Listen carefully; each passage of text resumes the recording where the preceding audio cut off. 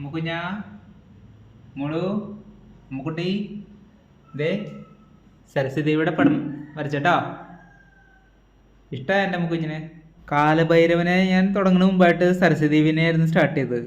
സരസ്വതി ദേവിയും ലക്ഷ്മി ദേവിയുടെയും അത് വരച്ചുകൊണ്ടിരുന്നപ്പോൾ എനിക്ക് എൻ്റെ അമ്മയുടെ ഓർമ്മയാണ് കൂടുതൽ വന്നത്.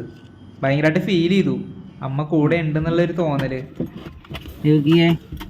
അമ്മ കൂടെ തന്നെയുള്ള ഒരു ഫീലായിരുന്നു ശരിക്കും ആ സമയത്ത് വരച്ചോണ്ടിരുന്നപ്പം. ആ സമയത്ത് ഒരു പുൽച്ചാടി എൻ്റെ അടുത്തോട്ട് വന്ന് എന്നെ തന്നെ നോക്കിയിരിക്കുന്നുണ്ടായിരുന്നു. പക്ഷെ ആ പടം ഞാൻ കംപ്ലീറ്റ് ചെയ്തുകൊണ്ടിരിക്കുമ്പോൾ എനിക്ക് ഫീൽ ചെയ്തത് ഇത് ഈ കുട്ടിയുടെ അമ്മയുടെ മുഖമായിട്ടാണ്. ശിവൻ മാത്രമല്ല എല്ലാം ഉണ്ട്. ഞാൻ കന്യാമറിയം, മേരി മാത, പിന്നെന്താണ് നിങ്ങളുടെ അമ്മയുടെ പേരെന്താ? ഫാത്തിമ. എന്തെല്ലാം വേണ്ട എനിക്ക്. ശബരിമാത, അമ്മയുടെ പേര് ഫാത്തിമ. ശരിയാ, ഫാത്തിമ എന്നല്ലേ ഈ അമ്മയുടെ പേര്? ഇതാണ് അബ്ദുവിന്റെ ഉമ്മ.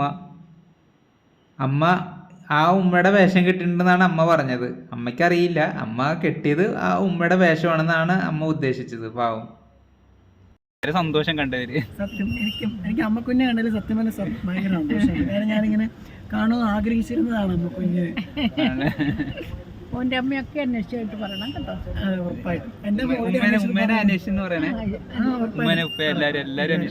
അമ്മയുള്ളപ്പോ തന്നെ പരിചയപ്പെടണമെന്നുണ്ടായിരുന്നു അബ്ദുവിന്റെ ഉമ്മേനെ.